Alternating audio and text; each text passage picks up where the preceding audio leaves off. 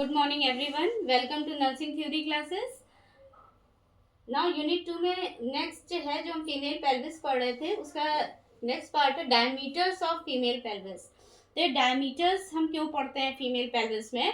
केवल इसीलिए कि चाइल्ड बर्थ प्रोसेस इजली, अगर एडिक्वेट फीमेल पेल्विस का साइज है तो चाइल्ड बर्थ इजली हो सकती है। इस वजह से डायमीटर्स का पता होना ज़रूरी है, क्योंकि ये इंटरनली सिचुएटेड ऑर्गन है फीमेल पेल्विस।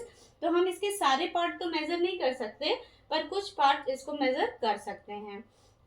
डायमीटर मीन्स एक पॉइंट से दूसरे पॉइंट तक क्या उसका लेंथ है, ये डायमीटर कहलाता है।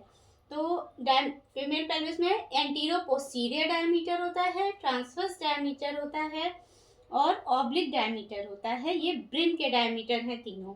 देन कैविटी में एंटीरो पोस्टीरियर और ट्रांसवर्स डायमीटर होता है।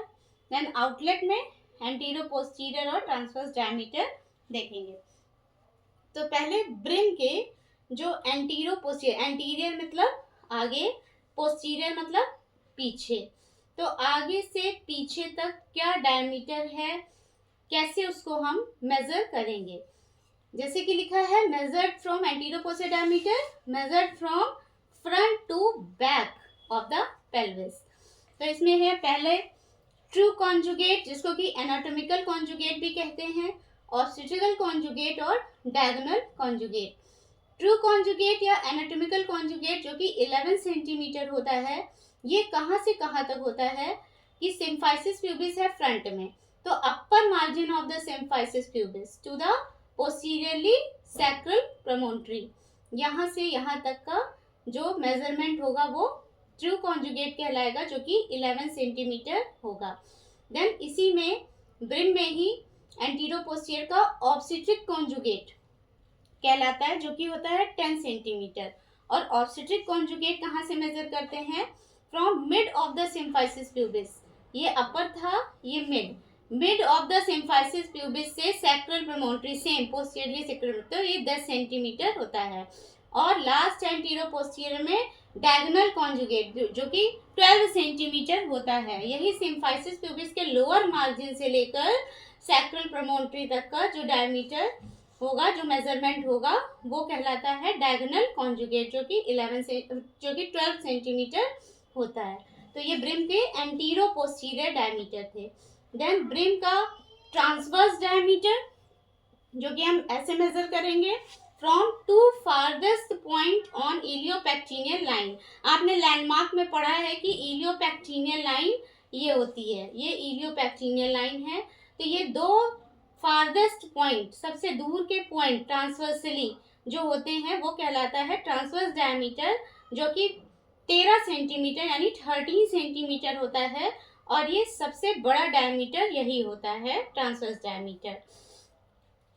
देन इसका ब्रिम का ऑब्लिक डायमीटर, ऑब्लिक मीन्स ऐसे टेढ़ा, इधर से इधर, राइट टू लेफ्ट और लेफ्ट टू राइट। तो ऑब्लिक डायमीटर को कितना होता है? ये 12 सेंटीमीटर ब्रिम का। ब्रिम में देखेंगे measure diagonally across the pelvis, distance between one sacroiliac joint. कहाँ से ऑब्लिक देखेंगे?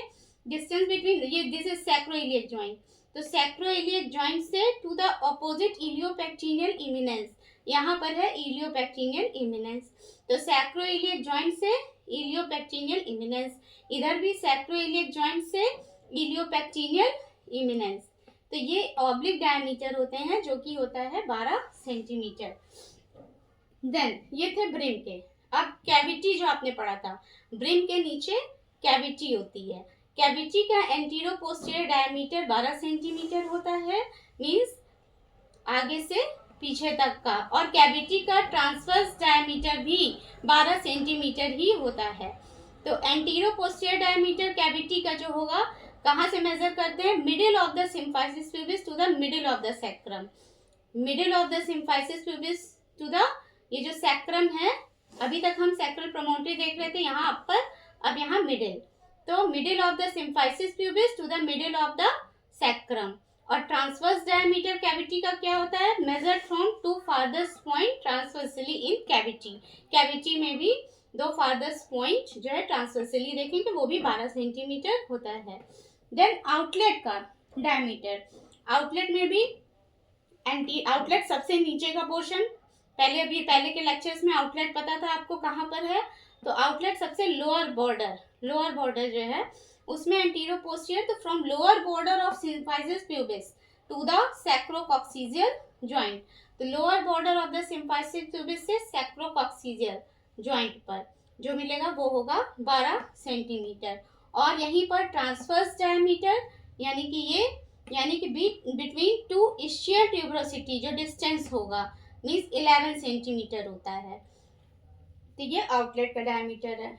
तो ये आपको डायमीटर जानने ज़रूरी हैं for the safe child birth. Adequate space होना चाहिए फीमेल पेल्विस का ऐसा, ताकि चाइल्ड बर्थ इजीली हो सके। और अगर इससे पेल्विस स्मॉल होगा तो चाइल्ड बर्थ होने में प्रॉब्लम होगी। कंडीशन होती है CPD, सिफेलो पेल्विक डिसप्रपोर्शन जिसको कहते हैं, जिसमें कि बेबी का हेड सिफेलो और पेल्विक मीन्स फीमेल पेल्विस जो मदर का पेल्विस है दोनों डिसप्रपोर्शन में होते हैं, मीन्स इक्वल प्रोपोर्शन या एडजस्टमेंट नहीं होता है, जिसकी वजह से सिफेलो पेल्विक डिसप्रपोर्शन हो सकता है। नेक्स्ट टॉपिक है टाइप्स ऑफ पेल्विस। तो there are 4 types of pelvis, gynaecoid pelvis, android pelvis, anthropoid pelvis और प्लेटिपोलॉइड पेल्विस। तो गायनिकॉइड पेल्विस की क्या फीचर्स होते हैं? This is the most common type of pelvis, it resembles to the female pelvis, it is rounded in shape. The gynaecoid pelvis is the most favourable और successful for labour and child birth. Gynaecoid pelvis जो पाया जाता है अधिकतर female pelvis होता है और round shape में होता है, इस वजह से लेबर और चाइल्ड बर्थ के लिए ये सबसे मोस्ट फेवरेबल पेल्विस होता है। तो क्वेश्चन पूछा जा सकता है मोस्ट फेवरेबल और successful pelvis for labour and child birth, तो आंसर होगा gynaecoid pelvis. Then android pelvis, it resembles to the male pelvis, it is narrow, triangular और wedge shaped. Male pelvis android pelvis होता है जो कि narrow, triangular और wedge shaped होता है, इस वजह से ये लेबर और चाइल्ड बर्थ के लिए फेवरेबल नहीं होता है। एंथ्रोपॉइड पेल्विस ओवल होता है शेप में, इसकी प्यूबिक आर्च जो है नैरो होती है विथ एडिक्वेट आउटलेट, इस वजह से भी ये लेबर एंड चाइल्ड बर्थ के लिए फेवरेबल नहीं है। देन लास्ट है platypelloid pelvis, this is least common type of pelvis, बहुत कम देखा जाता है ये पेल्विस और फ्लैट होता है शेप में, इस वजह से भी ये लेबर और चाइल्ड बर्थ के लिए फेवरेबल नहीं है। Thank you. यूनिट 2 यहाँ पर ख़त्म होता है और नेक्स्ट अब यूनिट 3 स्टार्ट करेंगे। So please like, subscribe and share these videos.